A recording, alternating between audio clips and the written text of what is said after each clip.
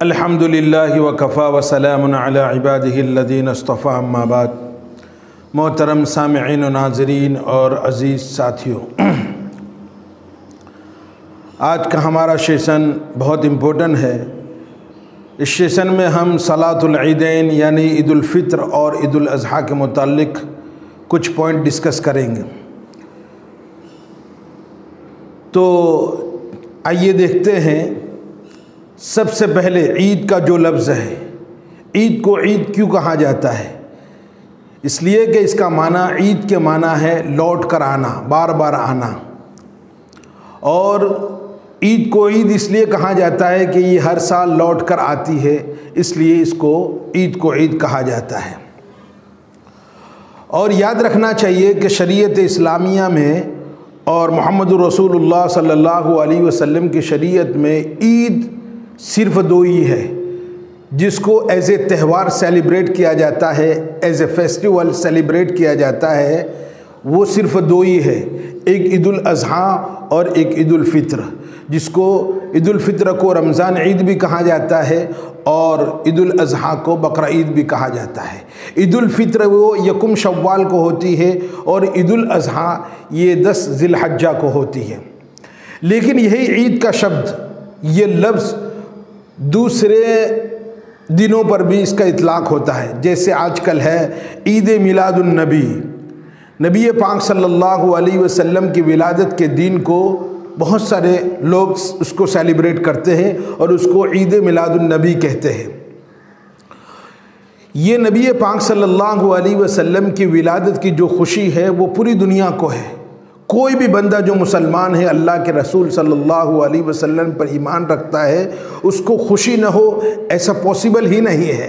लेकिन कंडेम उस बात को किया जाता है और बुराई उस बात की जाती है, मजम्मत उन तरीके की जाती हैं कि ये ईद मिलादुन नबी में जो कुछ बिदअत व खुराफात की जाती हैं और वो अजीब व गरीब उसमें चीज़ें की जाती हैं, उसकी मजम्मत की जाती है। बाकी फ़ी नफ्स ही नबी पाक सल्लल्लाहु अलैहि वसल्लम की विलादत की खुशी होनी चाहिए।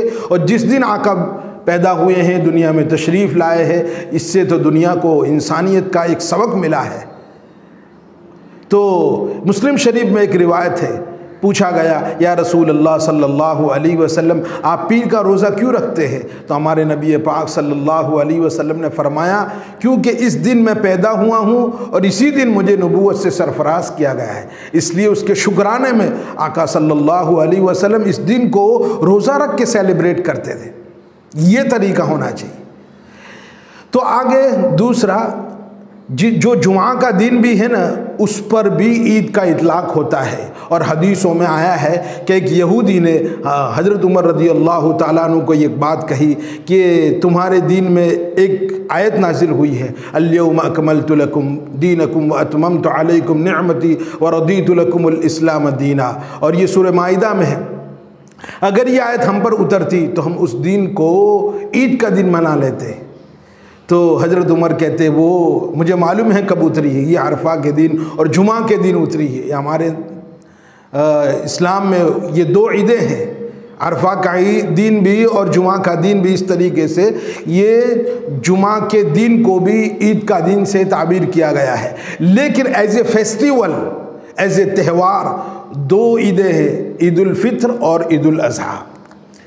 और 10वीं मुहर्रम को भी यहूदी ईद कहते हैं, क्योंकि हज़रत मूसा अलैहिस्सलातु वस्सलाम को फ़िरौन से नजात मिली थी, तो यहूदी इस दिन को भी ईद का दिन मनाते हैं। लेकिन हम इस दिन में यानी 10वीं मुहर्रम को रोज़ा रख के इसको सेलिब्रेट करते हैं। अल्लाह ताला हम सबको अमल की तौफीक नसीब फरमाए।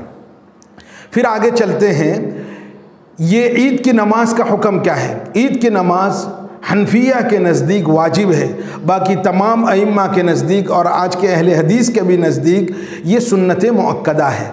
लेकिन जब हम अहले हदीसों को सुनते हैं, उनके बड़े दिग्गज उलमा को सुनते हैं, तो वो भी हनफिया की तरफ उसको वाजिब मानते हैं। और ये क्यों वाजिब और सुन्नत मुअक्कदा का इख्तिलाफ हुआ है कि हदीसों में जो शब्द आए हैं, जो स्ट्रक्चर आया है, उसके मुताल्लिक जो अल्फाज का टेम्परेचर है, उस टेम्परेचर को देखते हुए इसमें इख्तिलाफ हो गया है।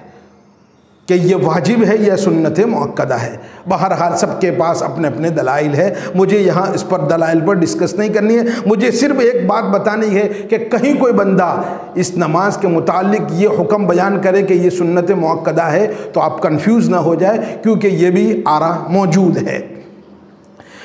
और इसकी मशरूइयत कब हुई है, इस सिलसिले में ये सीरत निगारों ने, इतिहास निगारों ने लिखा है कि ये सन हिजरी 1 या 2 में ये मशरू हुई है। फिर उसके बाद हमारे नबी पाक सल्लल्लाहु अलैहि वसल्लम कंटिन्यू वफ़ात तक इस नमाज को पढ़ाते रहे हैं। अब उसके बाद हम देखते हैं कि ये ईद के 2 दिन जो हमें मिले हैं उसका बैकग्राउंड क्या है, उसका पस मंज़र क्या है, ये किसके बदले में हमें ये 2 दिन मिले हैं। इस सिलसिले में हज़रत अनस रज़ी अल्लाह ताला अन्हु बयान करते हैं, अबू दाऊद की रिवायत है और ये मुअत्ता इमाम मालिक में भी है कि हज़रत अनस रज़ी अल्लाह ताला अन्हु रिवायत करते हैं कि रसूल पाक सल्लल्लाहु अलैहि वसल्लम जब मक्का से मदीना हिजरत कर गए तो मदीने वालों को देखा कि वो 2 दिन में खेल कूद कर रहे हैं और तफरी कर रहे हैं। तो हमारे नबी पाक सल्लल्लाहु अलैहि वसल्लम ने फरमाया ये 2 दिन कैसे? तो उन्होंने कहा कि या रसूल अल्लाह सल्लल्लाहु अलैहि वसल्लम, हमने जाहिलियत से ये 2 दिन तय कर रखे हैं जिसमें हम खेल कूद करते हैं। तो हमारे नबी पाक सल्लल्लाहु अलैहि वसल्लम ने फरमाया तुम्हारे लिए इन दोनों दिनों से बेहतर अल्लाह ताला ने 2 दिन अता फरमाए हैं, और वो दिन ईदुल फित्र और ईदुल अज़हा के ये 2 दिन है। इससे पता चला है कि ईद के दिन शरीयत की जायज़ हुदूद में रहकर, उसके लिमिटेशन में रहकर खाना पीना और खेलना कूदना और तफरी करना ये जायज़ है। इस सिलसिले में मैं आपको एक रिवायत बयान करता चलूँ। अम्मी आयशा रज़ी अल्लाह ताला अन्हा बयान करती हैं कि ईद के रोज़ चंद हबशी एक करतब बता रहे थे, जंग का एक करतब बता रहे थे। अम्मी आयशा कहती है मैंने रसूल पाक सल्लल्लाहु अलैहि वसल्लम से कहा या रसूल अल्लाह मुझे ये देखना है। तो हमारे नबी पाक सल्लल्लाहु अलैहि वसल्लम मेरे सामने खड़े हो गए और मैं आका के इस मूढ़े पर अपना सर रखकर मैंने उस मंज़र को देखा। जब तक मेरा जीना भर गया वहाँ तक मैं उसको देखती रही, फिर उसके बाद मैं पलट गई। अब उसके बाद हम इस नमाज के मुतालिक जो ज़रूरी मसाइल है, ईद के दिन के लिए जो ज़रूरी मसाइल है, वो हम बितरतीब कुल 11 पॉइंट डिस्कस करेंगे। उसको इंटेलेक्चुअल तरीके से डिस्कस करेंगे, तो आप समाअत फरमाएं। सबसे पहला पॉइंट ये है, ईद के रोज़ गुस्ल करना, खुशबू लगाना और खूबसूरत कपड़े पहनना मुस्तहब है। इस सिलसिले में मुअत्ता इमाम मालिक की 488 नंबर की रिवायत है कि हज़रत इब्न उमर रज़ी अल्लाह ताला अन्हु की ये आदत मुबारका थी कि जब भी वो ईदगाह जाते थे गुस्ल करके तशरीफ़ ले जाते थे।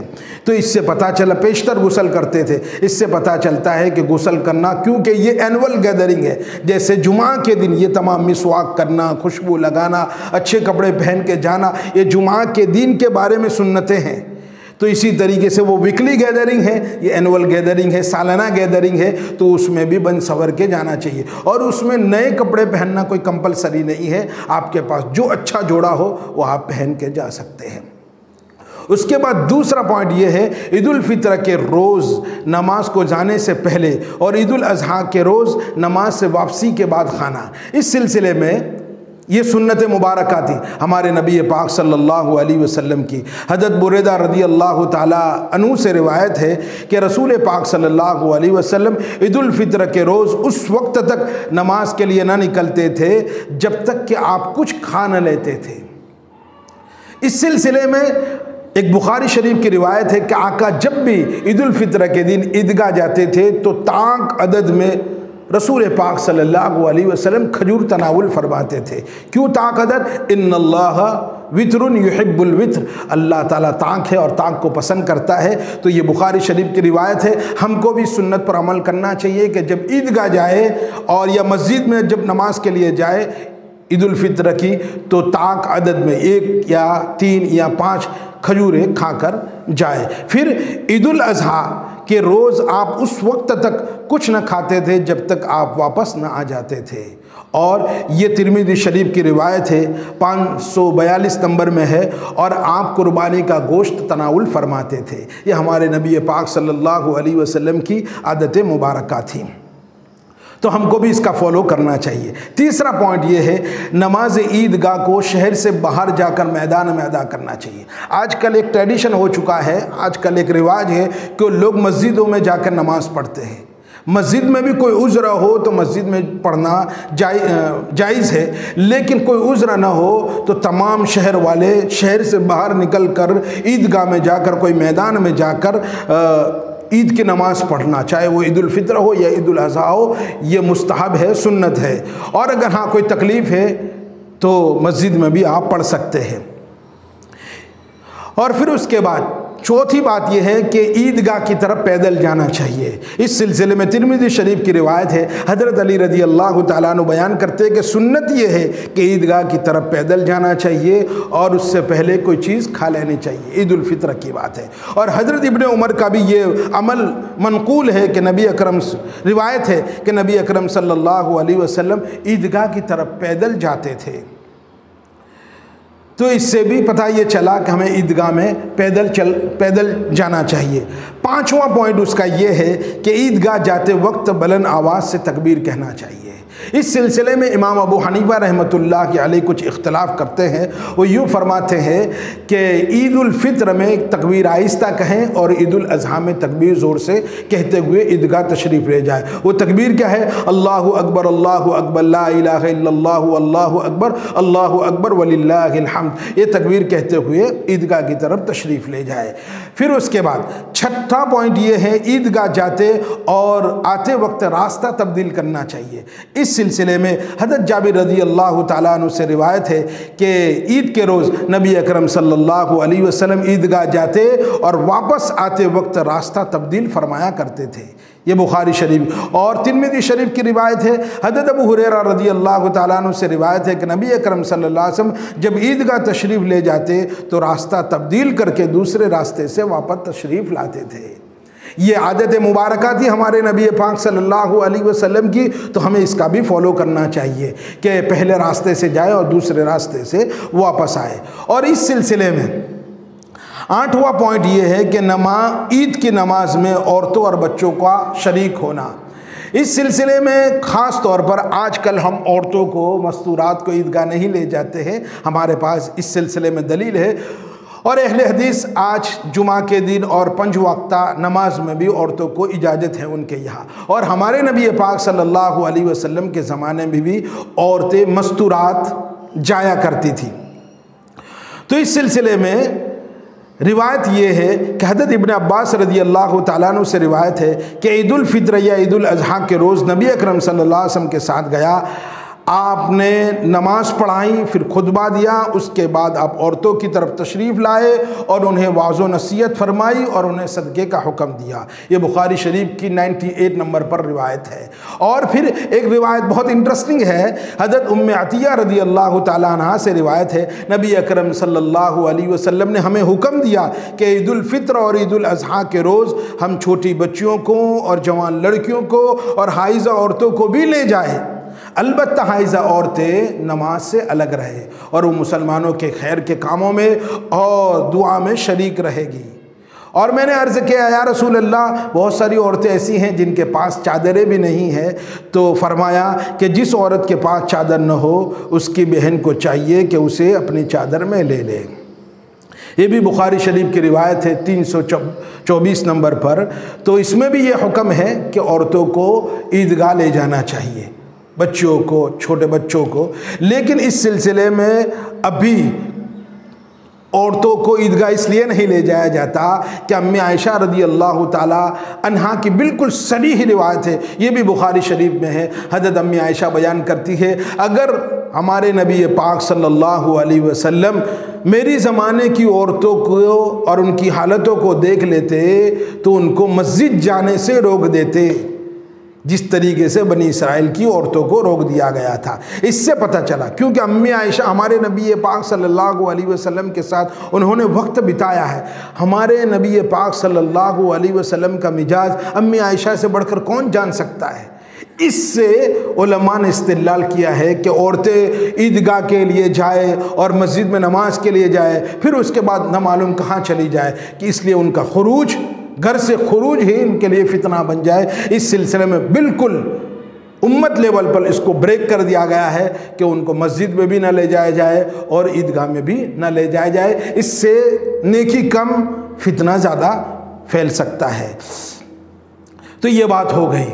अब उसके बाद ईद की नमाज का वक्त क्या है? ईद की नमाज का वक्त इस सिलसिले में हज़रत जुंदुब रज़ी अल्लाह ताला अन्हु की रिवायत है, वो फरमाते हैं ईद उल फित्र की नमाज नबी अकरम सल्लल्लाहु अलैहि वसल्लम हमें उस वक्त पढ़ाते थे जबकि सूरज 2 नेज़े के बराबर तुलू हो चुका होता था, और ईद उल अज़हा की नमाज उस वक्त पढ़ाते थे जब सूरज 1 नेज़े के बराबर तुलू हो चुका होता था। इससे क्या पता चला, आज भी पूरी मुसलमान की उम्मत मुस्लिमा में ये ट्रेडिशन है और ये रिवाज है और मुत्तफ़क़ा यही फ़ैसला है कि वो ईद उल फित्र को देर में पढ़ते हैं और ईद उल अज़हा को जल्दी पढ़ते हैं।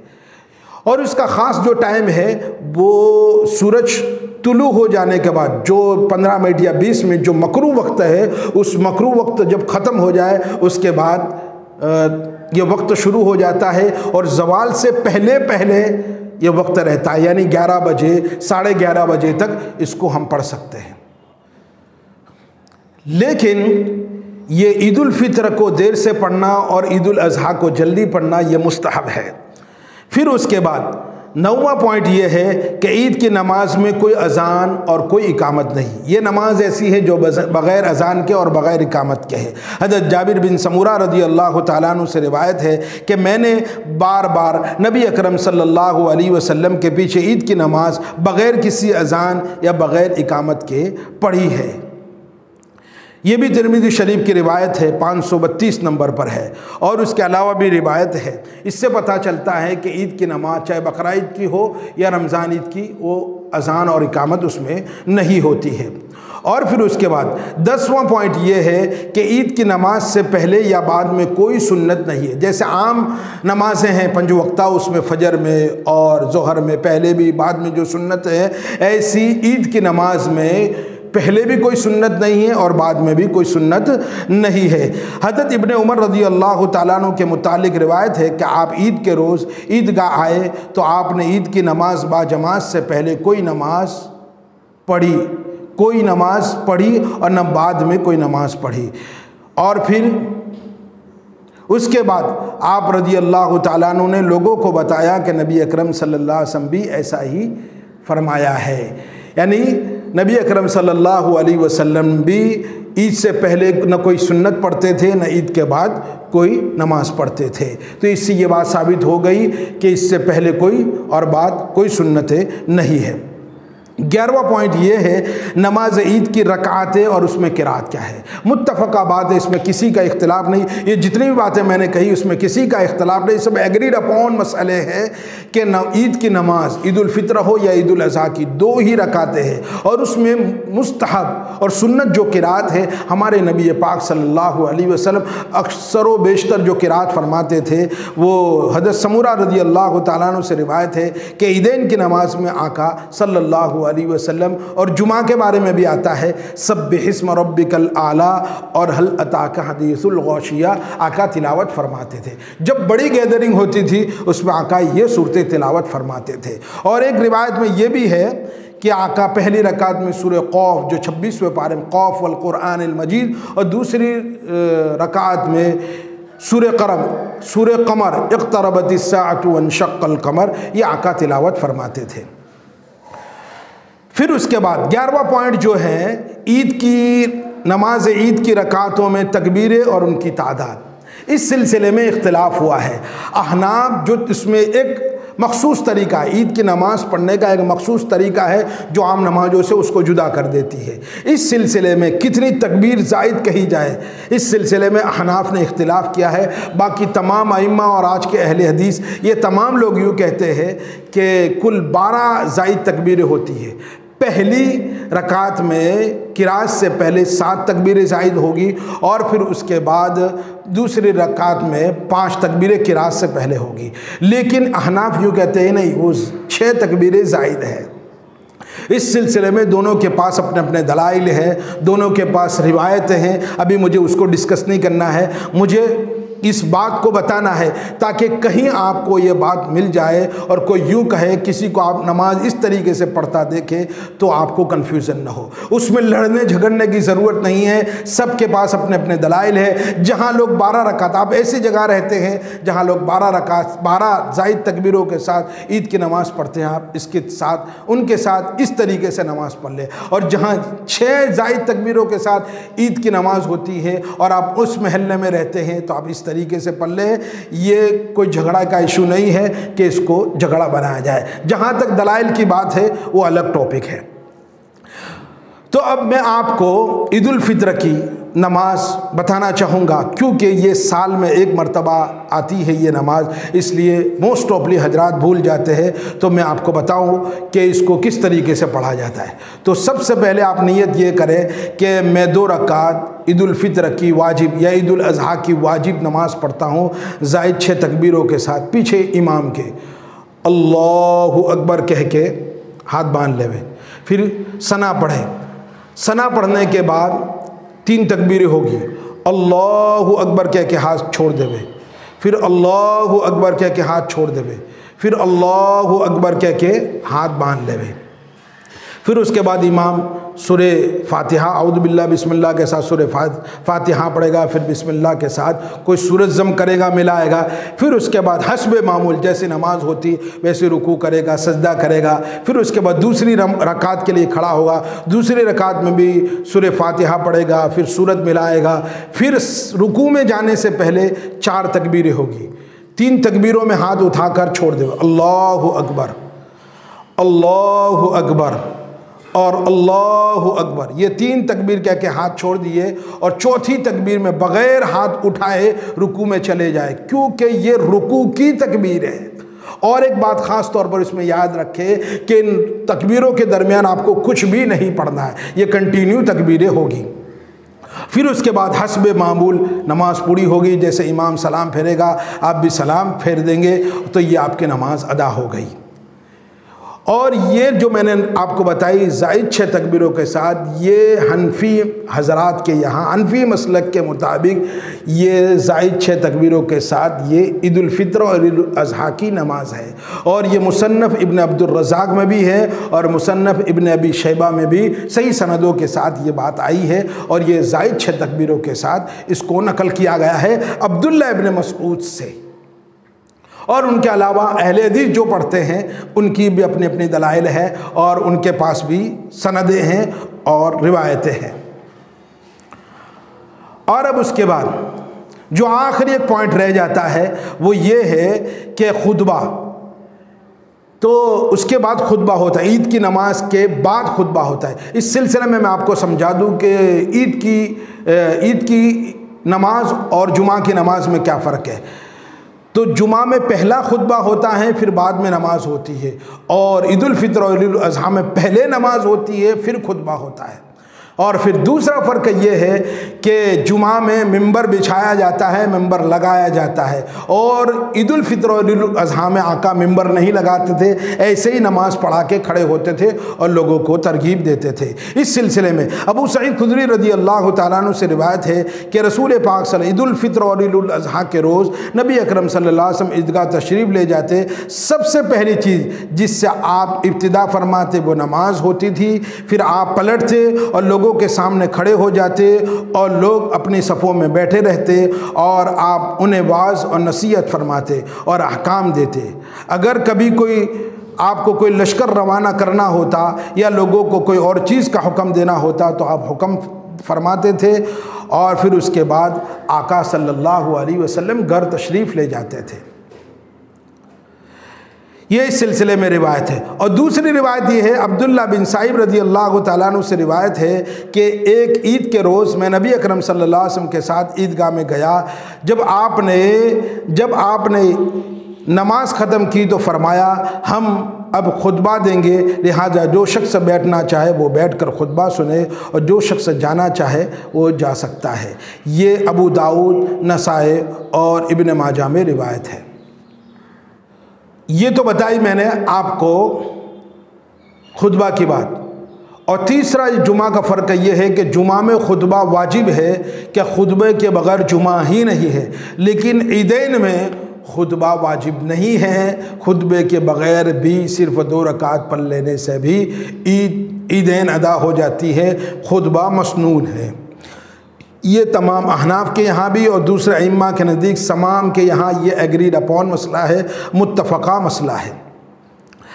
अब इस सिलसिले में जिस तरीके खुतबा रिवायतों से पता चलता है कि ईदैन में आका ने एक ही खुतबा दिया है, लेकिन अभी जुमा पर कयास करते हुए ईद के 2 खुतबे दे दिए जाते हैं। और दूसरी बात यह है कि मसनून खुतबा ये है कि उसको तकबीर से शुरू करे, ईदैन के खुतबों को तकबीर से शुरू करे, अल्लाहु अकबर ला इलाहा इल्लल्लाहु अल्लाहु अकबर वलिल्लाहिल हम्द, इस तरीके से खुतबा शुरू करे तो ये मुस्तहब है, सुन्नत है। ये हो गई जितनी भी ईदैन के मुतालिक जितनी भी बातें कुछ हदीसों में मिलती थी, वो तमाम की तमाम बातें मैंने बितरतीब पॉइंट बाय पॉइंट मैंने आपके सामने उसको पेश किया है, प्रेजेंट किया है, और उसमें तमाम के नंबर भी मैं स्क्रीन पर दे दूंगा। वो ये सब बातें हैं। अल्लाह ताला हम सबको अमल की तौफीक नसीब फरमाए।